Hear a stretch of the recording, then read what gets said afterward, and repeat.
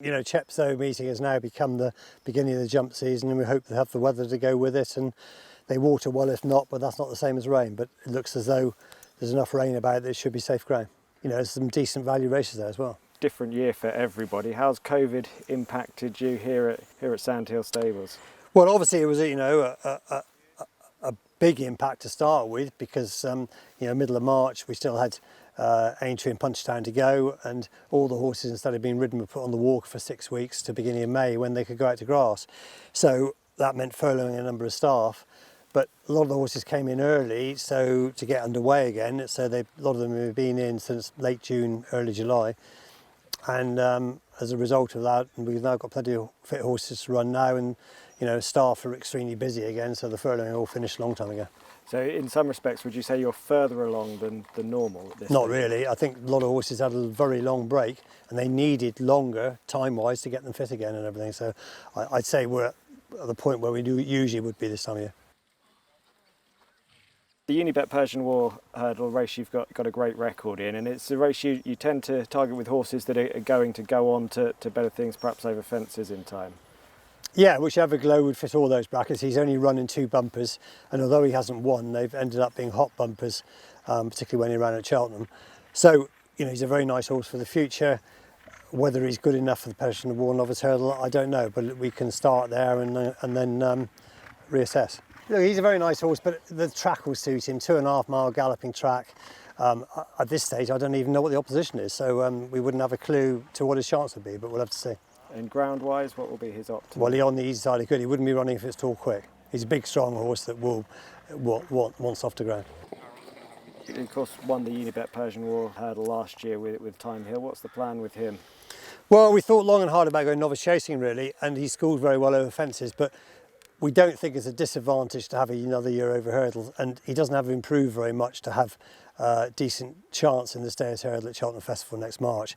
So we're going to take that route. So he'll probably have his first run at Wetherby in the Yorkshire Hurdle, which I think is around the 1st of November, and then we'll go from there. He's in great nick. Everything's gone well with him.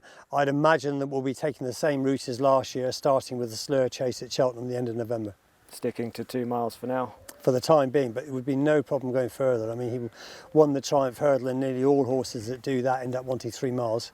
And he won at Cheltenham Festival over 2.5 before anyway.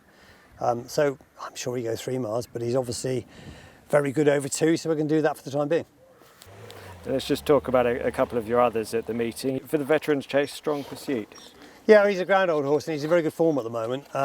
He's had a few issues, like a lot of older horses have, but he seems in good form now, so I would hope that he'd have a decent chance. And you mentioned the long break that a lot of the horses have had due to the impact of COVID. Would that affect him more than the other horses, given his age? It's probably actually been a benefit for him, particularly due to the fact that he's always a horse that can run up slightly light in conditions. So he had a couple of months on the walker in the spring to get weight on him before he went up to grass, and we've started in a better place, and he's in a better place now. So I'm hoping that he's the opposite to a lot, in that he doesn't need so much graft and he needs to keep condition on him. So hopefully he's in good nick anyway.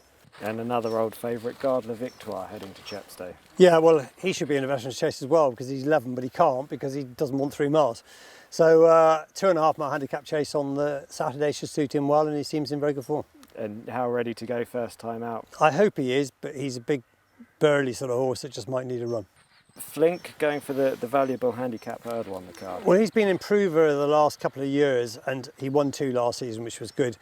So before he goes chasing, I think maybe he could win a decent handicap hurdle. So the 2.5 mile handicap on the hurdle on the Saturday should suit him well. Is this a race you've had in mind for a while with him?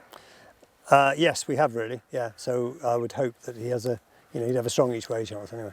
And at this stage, you obviously wouldn't have a best chance at Chepstow, but which horse would you be sort of really excited about seeing back in action? Well, I suppose of the horses we mentioned, Everglow in his first hurdle race is going to be the most important one, which will fashion what will happen for the rest of the season afterwards, depending how he runs.